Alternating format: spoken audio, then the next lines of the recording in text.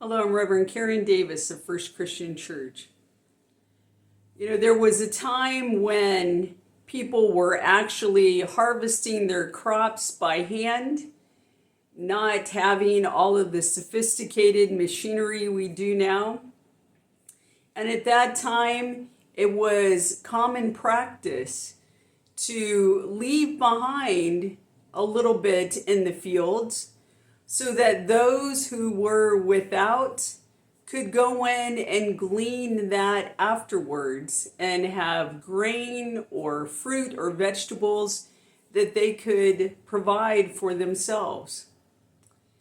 Well, that has kind of shifted in our modern era to be something that we expect at food banks or pantries where people could go to receive the food they need. But nonetheless, there is an expectation by God that we are caring for those who are in need. This week, we are reading from the book of Deuteronomy, chapter 24, verses 17 through 22, where the people of God are reminded to care for the foreigner, the widow, the orphan, to care for some of the most vulnerable in our society, and to make sure that their needs are met. So I would invite you this week to consider what you are doing to help the most vulnerable. Are you donating food or money to pantries, to food banks? Are you donating gently used clothes to places where others could access it freely or at a very reduced price? Are you finding ways to support those agencies that help children who are in foster care? Those are just a few examples of how we might continue to respond to that mandate in Deuteronomy to care for the vulnerable of society.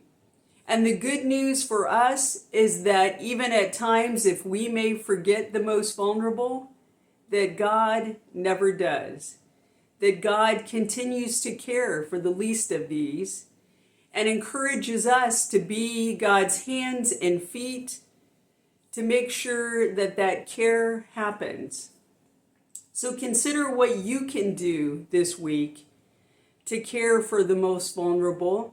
And if you find yourself in a situation where you are in need of assistance and the most vulnerable, know that God continues to care for you, and be sure to reach out.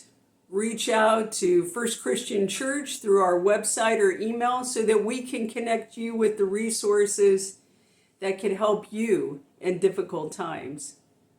May God continue to inspire and encourage you to care for God's people, and may you find comfort in knowing that God cares for you.